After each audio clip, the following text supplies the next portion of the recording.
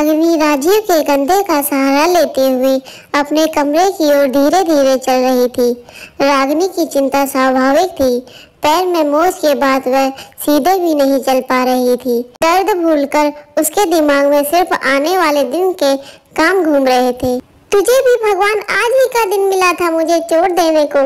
दीदी भी कल आ रही है मम्मी जी, और उन्हें यही लगेगा कि काम न करना पड़े, इसलिए महारानी बनकर बैठ गई है। मैडम, क्या मन ही मन बड़बड़ा रही हो? दूसरे पैर तो सही है, उस पैर पर भी जोर डालो। सारा का सारा वजन मेरे कंधों पर ही डाल दिया है। रागिनी गुस्से में लंगड़ा कर खुद चलने लगी। जब से शादी करके आई हूँ, घर की सारी जिम्मेदारी मुझ पर डाल दी गई। मेरे कंधे तो अंबुजा सीमेंट के बने हुए हैं। रागिनी चिड़चिड़ करती हुई अपने कमरे में चली गई। राजीव पत्नी की परेशानी समझ रहा था, लेकिन न तो बहन को समझा सकता था न माँ को, क्योंकि माँ बेटी दोनों ही स्वभाव से गर्म थी। सुमित्रा जी बेटी गीता के आने पर वैसे ही बहू की परेड लगा देती थी। रागिनी को पेन किलर देने के बाद दर्द में तो राहत थी, पर दिमाग में उठ रहे उस बवंडर का क्या, सोच सोच कर दिमाग खराब हो रहा था। छोले भिगो दिए हैं, कल भटूरे न बनाकर रेडीमेड कुलचे मंगवा लूंगी। दही बड़ों के लिए एक्स्ट्रा दही जमा ली है। नाश्ते में नूडल्स कमला से बनवा लूंगी। मिंकू और टिन्नी आते ही फरमाइश करेंगे, मामी नूडल्स बनाओ। बस मम्मी जी सुबह नाश्ते में कुछ और ऐड न करें, नहीं तो मेरे हालत खराब हो जाएगी। रागिनी ने सब सोचते हुए फोन उठाया। अब रात को किसको फोन लगा रही हो? कमला को। कल वह छुट्टी कर गई तो क्या करूंगी? यार, तुम औरतें कितना नेगेटिव सोचती हो। सब गड़बड़ ही होगी, ऐसा क्यों सोचती हो? कई बार कहानी में अच्छे ट्विस्ट भी आ जाते हैं। सो पॉजिटिव रहो, चुप करके सो जाओ। राजीव ने रागिनी से फोन लेकर अपने पास रख लिया।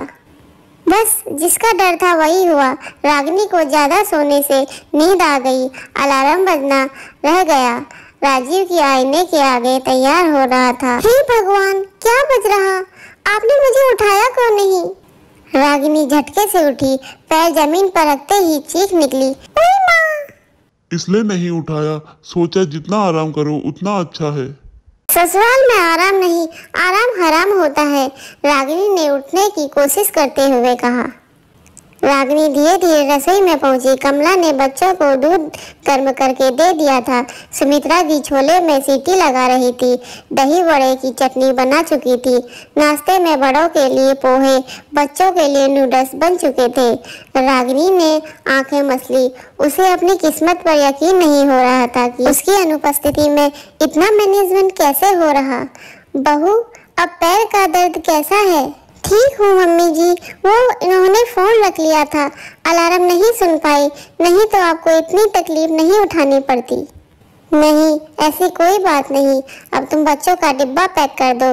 राजीव और पापा जी को मैं चाय दे रही हूँ और साथ में पोहा भी दे दूंगी। रागिनी को समझ नहीं आ रहा था आज हो क्या रहा है। चोट मेरे पैर में लगी है या मम्मी जी के दिमाग में? बिना किसी के ताने सुनाए चुपचाप रसोई में काम कर रही गीता अपने बच्चों के साथ पहुंच गई थी। सबने साथ बैठकर नाश्ता किया। गीता का व्यवहार भी आज अलग था। वह भाभी भाभी चिल्लाने की बजाय अपने बच्चों को खुद ही सर्व कर रही थी। इतने में अविनाश जवाई जी अपनी माँ और बहन को लेकर आ गए। सुमित्रा जी गीता के ससुराल वालों की खातिरदारी में लग गई। गीता माँ के साथ रसोई में दही बड़े तलने को जाने लगी। रागिनी के सोफे से उठते ही, अरे बहू तुम आराम करो, मैं और गीता कर लेंगे। आखिर बहू भी तो घर का सदस्य है, उसकी तकलीफ में उसका ध्यान रखना ससुराल वालों का फर्ज है। और नहीं तो क्या भाभी, मैं तो जल्दी इसलिए आई थी कि माँ की कुछ मदद कर सकूं। आप बैठो, ननद का भी तो कुछ फर्ज होता है। हमेशा तो आपसे सेवा लेती हूँ, कभी मुझे भी मौका दो। रागिनी असमंजस की स्थिति में थी। ये मेरी चोट का असर मेरी सास और ननद के दिमाग में चढ़ गया क्या? एक रात में इतना कैसे सुधर गई? रागिनी के चेहरे के भाव पर राजीव पास आया। फोन में बुदबुदाता, कैसे लगा ट्विस्ट? मजा आ गया ना?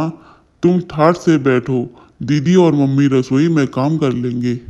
सचमुच मजा तो बहुत आ रहा है, पर ये कैसे संभव है? ये सब पापा जी का दिमाग है। मुझे बोले बहू को बोल, ज्यादा नहीं सोचे, मैं सब मैनेज कर लूंगा। उन्होंने अविनाश जी को फोन कर दिया कि बहन की सगाई की अंगूठी की शॉपिंग में पापा जी जानते थे गीता अपनी ननद के सामने आदर्श ननद और मम्मी अपनी समधन के सामने आदर्श सास का उदाहरण प्रस्तुत करेगी, जिसका फायदा मेरी घायल बहू को मिल जाएगा। मेरे जानकार से करवा दूंगा। अच्छा, डिस्काउंट भी मिल जाएगा। आप बहन और समधन जी को यहाँ ले आइए। जलपान के बाद मैं आपको ले चलूंगा। ओह, पापा जी बड़े पहुंचे हुए खिलाड़ी निकले। अब समझ आया मुझे, ये ट्विस्ट है। पहुंचे हुए खिलाड़ी नहीं बहू, इसे अनुभवी खिलाड़ी कहते हैं।